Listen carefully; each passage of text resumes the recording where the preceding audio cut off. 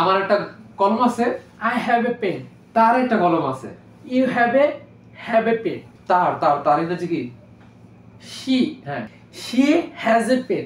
প্রিয় শিক্ষার্থী বন্ধুরা, আজকের এই ভিডিওতে আমরা হ্যাভ, হ্যাজ এবং হ্যাড এই তিনটা শব্দের ব্যবহার করব। ইভেন এই তিনটা শব্দ কিন্তু আমাদের স্পিকিং এর ক্ষেত্রে অনেক বেশি ব্যবহার করা হয়। এবং তুমি যদি স্পিকিং শিখতে যাচ্ছ ইংরেজিতে, সেক্ষেত্রে আজকের এই ভিডিওটা তোমার জন্য অনেক বেশি হেল্পফুল হতে চলেছে। ওকে, তাহলে চলো। আসলে হ্যাভ, হ্যাজ, হ্যাড এই তিনটা কখন কখন ব্যবহার করা হয়? হ্যাভ, হ্যাজ, হ্যাড এই তিনটার মানে হলো কি আছে। ওকে, বাট একটু ডিফারেন্স আছে। এই হ্যাড এর ক্ষেত্রে সে কি, এই হ্যাডটা হলো ছিল অর্থে ব্যবহার করা হয়, আর হ্যাভ এবং হ্যাজ এই দুটোটার অর্থ হলো আছে। তাহলে তোমার যদি কোনো কিছু আছে বা অন্য কারো যদি কোনো কিছু আছে এটা বোঝায়, সেই ক্ষেত্রে কি ব্যবহার করতে হবে? হ্যাভ অথবা হ্যাজ। ওকে, যেহেতু আমি বললাম যে হ্যাভ এবং হ্যাজ এই দুইটা ওয়ার্ডের অর্থ সেম আছে, বাট এই যে কনফিউশন একটা, সেটা আমি হ্যাভ কখন ব্যবহার করব আর আমি কখন তাহলে হ্যাজ ব্যবহার করব। ওয়েল, আমি ক্লিয়ার করে দিচ্ছি। হ্যাভ কখন ব্যবহার করব? হ্যাভ আমি, তুমি এবং আমি আর তুমি বাদ দিয়ে অন্য কেউ যদি অনেকজন হয়, সেই ক্ষেত্রে আমরা হ্যাভ ব্যবহার করব। ওকে, সাপোজ আমার একটা গাড়ি আছে, আই হ্যাভ এ কার। আমি যদি বলি তোমার একটা গাড়ি আছে, ইউ হ্যাভ এ কার। অথবা তোমার একটা বাড়ি আছে, ইউ হ্যাভ এ হোম অথবা হাউস। আমি যদি বলি তাদের একটা পুকুর আছে, সেক্ষেত্রে কি হবে? দে হ্যাভ এ পন্ড। আশা করি তোমরা বুঝতে পেরেছো যে কখন হ্যাভ ব্যবহার করব। আমি আরেকবার রিপিট করতেছি। আমি, তুমি, অর্থাৎ যার সাথে কথা বলতেছি, আমি, তুমি এবং আমি আর তুমি বাদ দিয়ে অন্য কেউ যদি অনেকজন থাকে, অর্থাৎ একজনের বেশি থাকে, সেই ক্ষেত্রে কি ব্যবহার করব? আমরা কোনো কিছু আছে অর্থে ব্যবহার করতে আমরা হ্যাভ ব্যবহার করব। আর আমি তুমি বাদ দিয়া যদি অন্য কেউ একজন থাকে, অর্থাৎ থার্ড পারসন সিঙ্গুলার নাম্বার থাকে, সেই ক্ষেত্রে আমরা কি ব্যবহার করব? কোনো কিছু আছে অর্থে হ্যাজ। ওকে, সাপোজ আমি এবং তুমি এই দুজনের বাইরে আমি যদি বলি তোমার মার একটা কিচেন আছে বা রান্নাঘর আছে, সেই ক্ষেত্রে আমি এবং তুমি এই দুজনের মধ্যে কি তোমার মা পড়ে না? তাহলে আমি এবং তুমি এই দুজনের বাইরে সে কি থার্ড পারসন সিঙ্গুলার নাম্বার না? অর্থাৎ অন্য কেউ একজন না? সেক্ষেত্রে তার কোনো কিছু আছে বোঝাতে আমরা কি ব্যবহার করব? হ্যাজ। তাহলে কি হবে? আমি যদি বলি তোমার মার একটা বাড়ি আছে, তাহলে your mother has a house অথবা হোম। আমি যদি বলি তোমার মার একটা কি আছে? অ্যাপার্টমেন্ট আছে, সেক্ষেত্রে your mother has an apartment. আমি যদি বলি তোমার মার একটা অথবা আমার মার একটা কি আছে? কিচেন আছে, সেক্ষেত্রে কি হবে? My mother has a kitchen. Okay, hey, তোমরা কি বুঝতে পারছো? জি স্যার।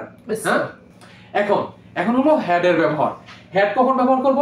হ্যাড হলো অতীতকালকে নির্দেশ করে, অর্থাৎ হ্যাভ এবং হ্যাজ এই দুইটা হলো প্রেজেন্ট কালের বা বর্তমান কালের, এবং হ্যাড হলো অতীত কালের। অর্থাৎ অতীতকালে যদি কোনো কিছু ছিল অর্থে ব্যবহার করা হয়, সেক্ষেত্রে আমরা কি ব্যবহার করব?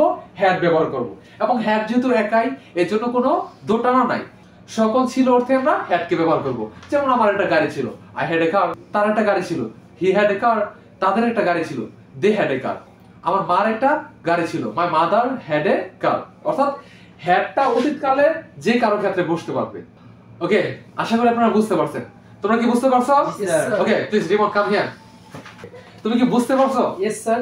আচ্ছা, আমি তোমাকে এখন কয়েকটা বাংলায় কোশ্চেন করব এবং সেই বাংলা কোশ্চেনের অ্যানসারটা তোমাকে ইংরেজিতে দিতে হবে। ওকে, মানে তোমাকে ট্রান্সলেট করতে হবে। কোশ্চেন অ্যানসার না, বাট ট্রান্সলেট করতে হবে। ওকে, আচ্ছা, তুমি আমাকে বলবা, বলো আমার একটা গাড়ি আছে। হ্যাঁ, দিতে দাও। ইংরেজিতে কি হবে এটা? I have a car. আমার একটা কলম আছে। I have a pen. তার একটা কলম আছে। You have a pen. তার ইংরেজি কি? She. হ্যাঁ, She have a pen. she have হবে না হ্যাজ হবে? She তার একটা আমি যদি বলছি তার একটা কলম আছে, সেক্ষেত্রে কি হবে? তাহলে তার একটা she has a pen. তাহলে she মানে কি? আমি আর তোমার বাইরে না, অন্য কেউ একজন? Yes sir. তাহলে আমি কি বলছিলাম? আমি আর তোমার মধ্যে যে কথা হইতেছে, তাহলে তুমি হলো আই আর আমি হলো you.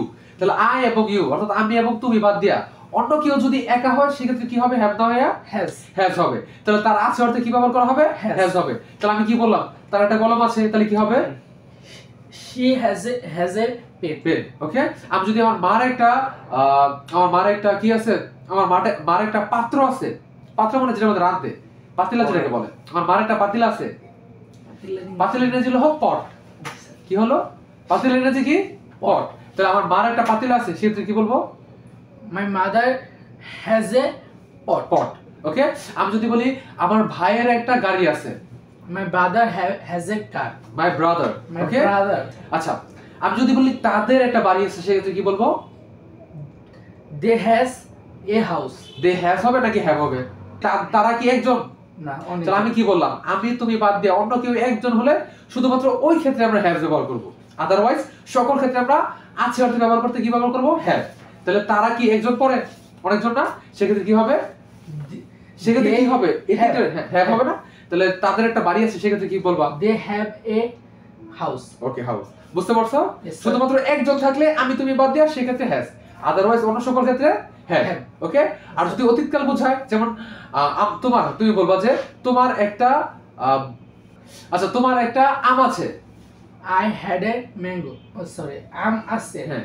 I have a mango. আর তোমার একটা আম ছিল। I had a mango. তোমার অনেকগুলো আম আছে। I have a many mangoes. এ হবে না, শুধুমাত্র একটা থাকলে এ হবে, Yes, আর একটার বেশি হলে কখনো এ হয় না বা এন হয় না। ওকে, তাহলে আবার বলতেছি, তোমার অনেকগুলো আম আছে। I have many mangoes. Mangoes. Okay, understand? Yes, আর আমি যদি বলি understand. তোমার অনেকগুলো আম ছিল। I had many mangoes. Okay, alright, বুঝতে পারছো তোমরা সবাই? Yes, sir. Okay, okay, please have you sit. Thank you, sir. Okay, that's all for today. আশা করি আপনারা বুঝতে পারছেন হ্যাভ, হ্যাজ এবং হ্যাড আপনারা কখন কথা বলার ক্ষেত্রে ব্যবহার করবেন। ওকে।